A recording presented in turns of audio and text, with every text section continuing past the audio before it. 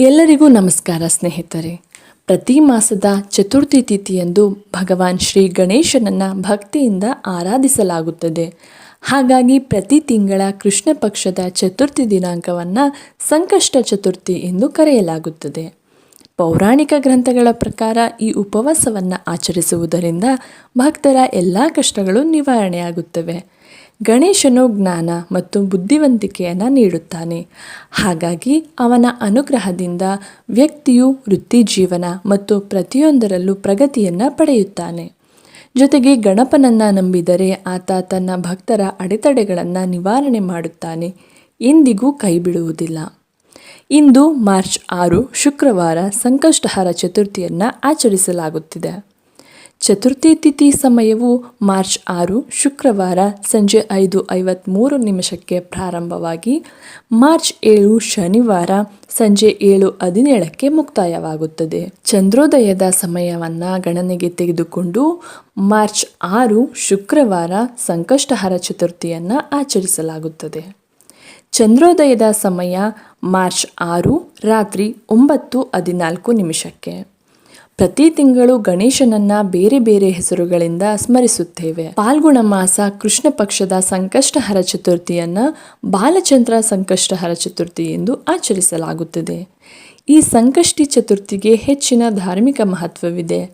ಈ ಬಾರಿ ಆಚರಿಸುವ ಬಾಲಚಂದ್ರ ಸಂಕಷ್ಟಹರ ಚತುರ್ಥಿಯು ಮಕ್ಕಳಿಗೆ ವಿಶೇಷ ಫಲ ಕೊಡುತ್ತದೆ. ಹಾಗಾಗಿ ಮನೆಯಲ್ಲಿ ಮಕ್ಕಳ ಹತ್ತಿರವೂ ಸಹ ಗಣೇಶನನ್ನು ಆರಾಧಿಸಲು ಹೇಳಿ. ಸಂಕಷ್ಟಹರ ಚತುರ್ಥಿ ವ್ರತವನ್ನು ಚಿಕ್ಕ ಮಕ್ಕಳು ಆಚರಿಸಲು ಸಾಧ್ಯವಿರುವುದಿಲ್ಲ. ಹಾಗಾಗಿ ಗಣೇಶನಿಗೆ ಸಂಬಂಧಪಟ್ಟಂತಹ ಶ್ಲೋಕ ಮಂತ್ರಗಳನ್ನು ಪಠಿಸಲು ಹೇಳಿ. ಮಕ್ಕಳ ಕೈಯಲ್ಲಿ ನಿಮ್ಮ ಕೈಲಾದಷ್ಟು ಏನಾದರೂ ದಾನವನ್ನು ಮಾಡಿಸಿ. ಪೂಜೆಯ ಸಮಯದಲ್ಲಿ ಗಣೇಶನಿಗೆ ಸಂಬಂಧಪಟ್ಟಂತಹ ಗಣೇಶ ಅಷ್ಟೋತ್ತರ, ಗಣಪತಿ ಉಪನಿಷತ್, ವೇದ ಮಂತ್ರಗಳನ್ನು ಪಠಿಸಬಹುದು. ಸಂಕಷ್ಟಹರ ಸ್ತೋತ್ರ, ವಕ್ರತುಂಡ ಮಹಾಕಾಯ ಅಥವಾ ಯಾವುದಾದರೂ ಗಣೇಶನಿಗೆ ಸಂಬಂಧಪಟ್ಟಂತಹ ಮಂತ್ರವನ್ನು, ಶ್ಲೋಕಗಳನ್ನು ಸಂಕಷ್ಟ ಚತುರ್ಥಿ ವೇಳೆ ಪಠಿಸಬಹುದು. ಇಲ್ಲವಾದರೆ ವಿಶೇಷವಾಗಿ ಓಂ ಬಾಲಚಂದ್ರಾಯೇ ನಮಃ ಈ ಶ್ಲೋಕವನ್ನು 21 ಬಾರಿ ಅಥವಾ 108 ಬಾರಿ ಪಠಿಸಬಹುದು. ಇದರ ಜೊತೆಯಲ್ಲಿ ಸಂಕಷ್ಟಹರ ಚತುರ್ಥಿ ವ್ರತದ ಕಥೆಯನ್ನು ತಪ್ಪದೇ ಈ ದಿನ ಓದಲೇಬೇಕು. ಈ ದಿನ ಗಣಪತಿಗೆ ಬಿಳಿ, ಕೆಂಪು, ಹಳದಿ ಬಣ್ಣದ ಹೂವುಗಳನ್ನು ಅರ್ಪಿಸಿದರೆ ಉತ್ತಮ. ಎಲ್ಲಕ್ಕಿಂತಲೂ ಎಕ್ಕದ ಹೂವಿದ್ದರೆ ಬಹಳ ಶ್ರೇಷ್ಠ. ಬಿಳಿ ಎಕ್ಕದ ಹೂವಿನ ಹಾರ ಅಥವಾ ಹೂವು, ಗರಿಕೆಯನ್ನು ಸಮರ್ಪಿಸಿ. ನೈವೇದ್ಯಕ್ಕೆ ಪಂಚಕಜ್ಜಾಯ, ಬಾಳೆಹಣ್ಣು, ಹಸಿ ಹಾಲು ಅಥವಾ ಬೆಲ್ಲವನ್ನು ಅರ್ಪಿಸಬಹುದು. 21 ಬಿಳಿ ಎಕ್ಕದ ಹೂವಿನ ಹಾರವನ್ನು ಮಾಡಿ ಗಣೇಶನಿಗೆ ಅರ್ಪಿಸಿದರೂ ಬಹಳ ಒಳ್ಳೆಯದು. ಈ ದಿನ ವಿಶೇಷವಾಗಿ ಸಂಜೆಯ ಸಮಯದಲ್ಲಿ ಶುದ್ಧವಾದ 2 ವೀಳ್ಯದೆಲೆಗೆ ಅರಿಶಿನ ಕುಂಕುಮವನ್ನು ಹಚ್ಚಿ ಅಡಿಕೆಯನ್ನಿಟ್ಟು ಆ ವೀಳ್ಯದೆಲೆಯ ಮೇಲೆ ಕೊಬ್ಬರಿ ಎಣ್ಣೆ ಅಥವಾ ತುಪ್ಪದ ದೀಪವನ್ನು ಹಚ್ಚಬೇಕು. ಜ್ಯೋತಿಷ್ಯ ಶಾಸ್ತ್ರದ ಪ್ರಕಾರ ಹಸುವಿಗೆ ದೂರ್ವೆಯ ಹಸಿರು ಹುಲ್ಲನ್ನು ತಿನ್ನಿಸಿದರೆ ಮನೆಯಲ್ಲಿ ನಕಾರಾತ್ಮಕ ಶಕ್ತಿ ಇದ್ದರೆ ನಿವಾರಣೆಯಾಗುತ್ತದೆ. ಗಣೇಶನಿಗೆ 1 ಕರ್ಪೂರ ಮತ್ತು 6 ಲವಂಗವನ್ನು ಅರ್ಪಿಸಿ. ಇದರ ಜೊತೆಯಲ್ಲಿ ಕೆಂಪು ಮತ್ತು ಹಳದಿ ಮಿಶ್ರಿತ ಕಲವಾದಾರವನ್ನು ಗಣೇಶನ ಪಾದದಲ್ಲಿಟ್ಟು ಪೂಜಿಸಿ. ಪೂಜೆಯ ನಂತರ ಆ ಕಲವಾದಾರವನ್ನು ನಿಮ್ಮ ಕೈಯಲ್ಲಿ ಕಟ್ಟಿಕೊಳ್ಳಿ.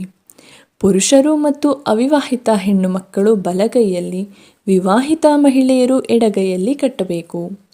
ಹೀಗೆ ಮಾಡುವುದರಿಂದ ಕೆಲಸದ ಸ್ಥಳದಲ್ಲಿ ನೀವು ಬಯಸಿದ ಯಶಸ್ಸನ್ನು ಪಡೆಯಬಹುದು. ಗಣೇಶ ಚಾಲಿಸವನ್ನು ಓದಿದರೆ ಎಲ್ಲ ರೀತಿಯ ದುಃಖಗಳಿಂದ ಮುಕ್ತಿ ಸಿಗುತ್ತದೆ. ಸಂಕಷ್ಟಹರ ಚತುರ್ಥಿ ವ್ರತದ ಫಲವು ಸಂಪೂರ್ಣವಾಗಿ ಸಿಗಬೇಕೆಂದರೆ ಚಂದ್ರೋದಯದ ನಂತರ ಚಂದ್ರದೇವನನ್ನು ನೆನೆದು ನೀರು, ಶ್ರೀಗಂಧ, ಅಕ್ಕಿ ಮತ್ತು ಹೂವುಗಳನ್ನು ಅರ್ಪಿಸಿ ನಂತರ ಉಪವಾಸವನ್ನು ಮುಕ್ತಾಯ ಮಾಡಬೇಕು.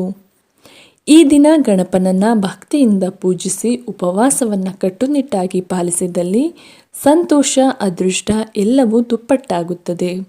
ಕೆಟ್ಟ ದೃಷ್ಟಿ, ನಕಾರಾತ್ಮಕ ಶಕ್ತಿಯ ನಿವಾರಣೆ, ಕುಟುಂಬದಲ್ಲಿ ಯಾವುದೇ ಅಶುಭಗಳಿದ್ದರೂ ಗಣೇಶನ ಅನುಗ್ರಹದಿಂದ ಸಕಲವೂ ಶುಭವಾಗುತ್ತದೆ.